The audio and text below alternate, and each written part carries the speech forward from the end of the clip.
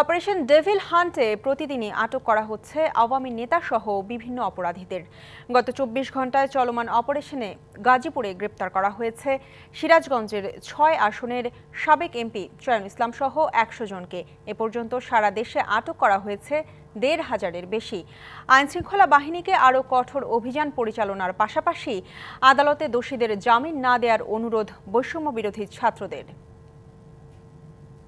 বিরোধী ছাত্র আন্দোলনের নেতাদের দেয়া তথ্য মতে রবিবার মধ্যরাতে গাজীপুরের শ্রীপুর থেকে আওয়ামী লীগের সাবেক সংসদ সদস্য চয়ন ইসলামকে গ্রেপ্তার করে শ্রীপুর থানা পুলিশ।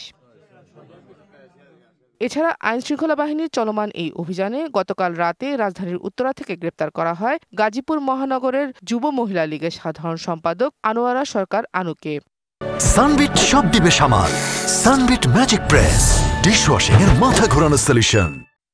চলমান অভিযান ও গ্রেপ্তারকৃতদের আইনি বিষয়ে আরও কঠোর হওয়ার দাবি জানিয়েছে বৈষম্য বিরোধী ছাত্ররা। অভিযানে সাবেক এমপি চয়ন ইসলাম সহ ২১ জনকে গ্রেপ্তার করা হয়েছে বলে জানিয়েছে গাজীপুর পুলিশ। চয়ন ইসলাম উনি এখানে আত্মগোপন করেছিলেন। ওনার বিরুদ্ধে সিরাজগঞ্জে একাধিক মামলা রয়েছে। আমরা ওনাকে এখন সিরাজগঞ্জ পুলিশের কাছে। এছাড়া রাজধানীর উত্তরায় গাজীপুর মেট্রোপলিটন পুলিশের অভিযানে যুব মহিলা লীগের নেত্রী সহ ৪৯ জনকে গ্রেপ্তার করার কথাও জানানো হয়। যারা সমাজকে অস্থিতিশীল করার চেষ্টা করছে, এরই মাধ্যমে আমরা সমাজের মানুষকে শান্তি দিতে চাই এবং ফেয়ার অফ ক্রাইম থেকে মানুষকে স্বস্তি দিতে চাই। ২ দিনের অভিযানে গাজীপুর আওয়ামী লীগের তৃণমূলের নেতাকর্মী ও সমর্থক সহ ১৮২ জনকে গ্রেপ্তার করেছে পুলিশ। DBC news desk.